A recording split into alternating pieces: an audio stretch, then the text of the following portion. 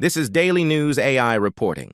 Into today's Daily News report, as of September 30th, 2025, we find that U.S. government is likely entering a shutdown.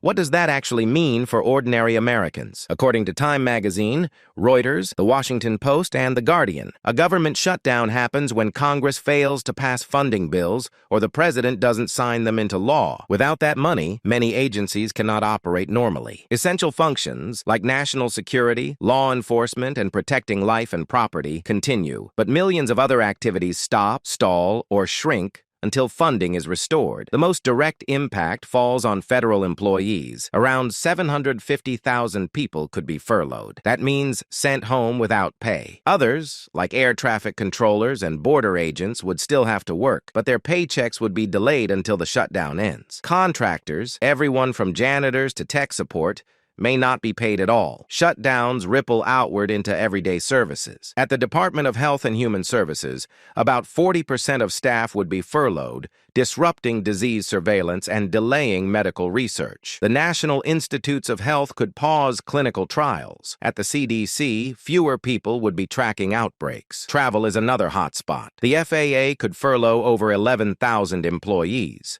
Air traffic controllers and TSA agents stay on the job, but unpaid shifts and staff shortages can cause flight delays and safety backlogs. Industry experts warn the travel sector could lose $1 billion a week. Programs like Social Security and Medicare continue because they're funded separately, but other safety nets feel the squeeze. Telehealth for seniors could be cut back. Food assistance programs for low-income families face delays, and food banks could see federal support reduced.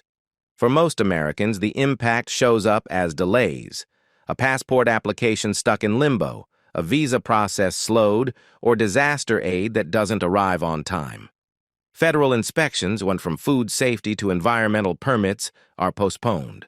If you rely on government research grants or approvals, those can freeze too. And then there's the economic cost.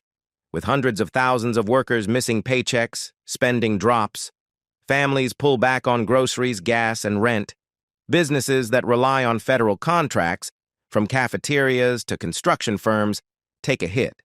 Economists warn the longer the shutdown lasts, the more damage spreads through the economy. So, while the phrase government shutdown might sound abstract, its consequences are very real. For workers who lose their income, for seniors and families who depend on federal programs, and for anyone trying to fly, apply for aid, or just go about daily life.